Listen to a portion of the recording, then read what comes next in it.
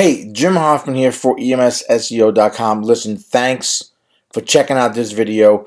I really think this is going to help you when it comes to taking exams, because I think that while some of these problem areas or tips I'm going to give you right now might be common or even common sense, a lot of us don't actually take this stuff into consideration. We get lost in our own sort of mindset on how we're taking exams, what we've heard other people think, other people say. Okay, so I'm hoping that these 9 little areas, these 9 tips are really going to help you out. Now, of course, there's a lot more than 9, but these are the 9 that I kind of feel, and one thing that I see often when I am helping and coaching other EMT paramedic students and recertifying candidates out there. This is actually sort of a bigger part or smaller part of the bigger EMS exam success formula that I have, and I want to kind of pull this out of that formula, really kind of get narrowed down into this one little area and give you this content. So let's just get started, guys. The first thing that I see a lot of people do is they make it way too complicated, right? I'm sure you've heard, don't read into the question more, right? Well, it's true. Don't read into the question. Don't make it more complicated than it has to be. Remember, all the information that you need to arrive at the answer is actually in the question itself. There's no need to guess or throw a lot of what ifs into that question, into that equation. Okay, I know that I found myself doing this way back in high school days, where I would see a question and I start thinking, what does the teacher want me to answer? You know, what are they trying to say? Am I really not seeing something? No, the answer is right in the question itself, okay? So don't read it too much into it. Don't make it more complicated than it has to be. The second one, and this isn't really a problem area, but it's actually a tip, right? In most cases, guys, when you're looking at your question and you look at your answers, most of the time you're going to have 2 possible answers out of the 3 or out of the 4 that can be eliminated right away, okay? Because they're not even remotely correct, okay? Always try to look to see if you can kind of whittle down your answers to only 2 choices.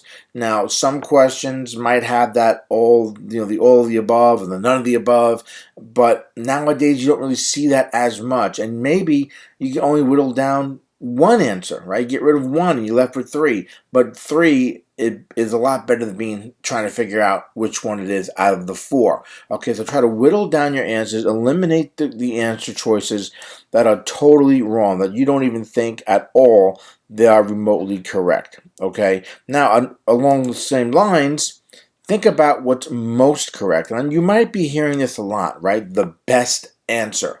Okay, once you've got those 2 possible answer choices, look for the most straightforward answer. Sometimes both of the ones that you narrow down to could be the correct ones, but you want to find the one that is going to be most correct. Okay, and guys, this can be tricky. Okay, and this is why you want to go into your exam with the knowledge of how exams work, okay? And these tips here are part of that. My success formula gives you a lot more information on how to break down exams and how to know what you're looking for when you're taking tests. But think about the most correct, okay? Because this is what you're looking for, okay? Again, sometimes both of those answers might actually be right, but going back to the question, right? Your answer is going to be spelled out for you in that question, what they're actually looking for. So that's what you're looking for when it comes most correct. If you've got those 2 answers that could be correct, which one of the 2 is actually answering the question the best? Okay? Guys, number 4, look at the words. Now this here is something, guys, that to me, you're leaving stuff on the table if you don't take a minute and look at the words when you're reading those questions, when you're reading those answers, okay? Look for words that change the meaning of a question. Things like always, things like never, things like sometimes, okay? When you see those words, the question is trying to lead you to what we just talked about, the most correct answer. Which one of the answers is always? Which one of the questions, the answers is never? Which one is sometimes? Okay? Think about how those words, always, never, sometimes, kind of change that meaning of that question, and then in turn lead you to the right answer. Sometimes when you see always, never, sometimes, that's going to give you that one clue, that one bell that's going to get you the right answer. So when you do that eliminate, you do that most correct, it's going to go ahead and show you which one is always, which one is never. Okay, guys, keep that in mind. Okay, reading those words like that is going to really help you understand what the question is asking. Guys, again, thinking about words, be critical. Okay, stay alert for information in the question that will indicate to you a critical situation going on with the patient. Okay, if you're asked what to do next, for instance, it's not going to be immobilize a joint. Okay, more likely it's going to be something like ventilating a patient, administering medication, or getting the patient ready for a rapid transport. Okay, critical is not immobilizing a joint. Sure, a broken bone might look kind of creepy, kind of scary, but that's not what's going to kill the patient. Not ventilating a patient will kill the patient. Not giving a specific medication might kill the patient. Okay, not getting them to the hospital fast enough could kill the patient. So think about what is going to be most critical when you read these questions. Okay, look for words too, like severe. That's going to be indicating to you that this is a critical patient. When they say the patient has a severe headache, okay, severe chest pain.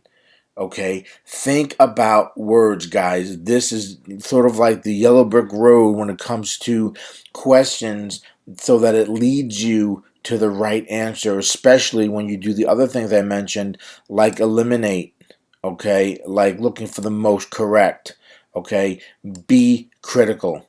Okay, guys, number 6, this is something I'm sure you learned this in your class. Your instructor has drilled this into you, all about the airway. Now, it might sound simple, right? But you've got to always look for airway problems. Now, why do you think this is? Sure, it addresses that element of patient assessment and critical things going on with your patient, but failure to secure an airway or to ventilate the patient when necessary, it's always been a long problem in the pre-hospital setting, believe it or not, okay? And the National Registry in particular wants to make sure you've got this covered, okay? Airway mismanagement can lead to worsening conditions, can kill the patient, okay? And of course, liability as well, right? Legal liability. So, when you see questions that revolve around the airway, try to decide which one of those answer choices is going to address the airway, okay? And also, along the same time, think of what is the most critical. What can you eliminate? And what is going to be your best choice? Guys, number 7 is time. Guys, watch your time, okay? It might sound very easy, okay, but sometimes a lot of people struggle with this. They struggle that they don't feel they're going to have enough time to take the test.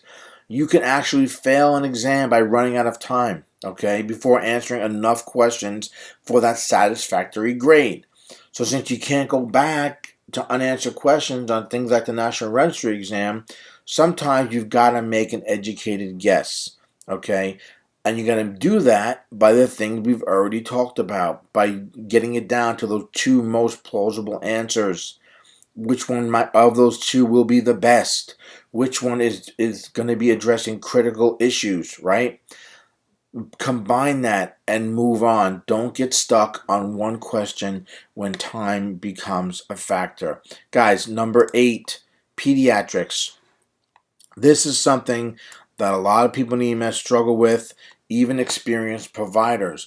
I myself, when I get pediatric calls, on the way to the call, I will review that protocol, some vital signs, a specific endotracheal tube size, depending upon what the call type comes over as. I start to mentally get myself in the position of knowing what to expect and what type of equipment or drugs or any kind of interventions that I can or cannot do for that pediatric patient. Exams are the same. Know your relevant pediatric information for certain emergencies, things like resuscitation, respiratory distress, things like that, okay? Listen, 85% of questions, especially on National Registry, are going to be more about adult situations, okay? But about 15% will relate to children, so know where pediatrics fit in your patient assessments, in your care, in your transport decisions, okay, and know specific values, okay, like resuscitation and respiratory distress. What is your breaths per minute? What is your CPR ratios, okay? All these types of things. You will probably see questions like this on the test, so know the relevant information when it comes to pediatrics. Guys, finally, this is, to me, the most common sense, but so many people really fall short here, guys. Be ready on exam day, okay? Don't get up late. Don't go to bed late, okay? Get that solid meal. Be hydrated. Drink enough water. Use the restroom immediately before the exam, and this goes good for your time. Give yourself enough time to get to the exam location, okay? So you have time when you get there to situate yourself, drink a little water, use the restroom, okay? Have that good night's sleep under your belt, guys. Don't, like I said, don't go to bed late. Don't get up, too early in the morning where you're so wired, and by the time the exam time comes, you're tired again because you got up too early, right? Get that good night's sleep. Time it well. Don't drink a lot of coffee. Okay, don't you drink a lot of caffeine in the form of sodas even, okay? It's only going to make you more nervous. And like I said, guys, give yourself plenty of time to get to the testing facility, okay? And of course, bring your ID.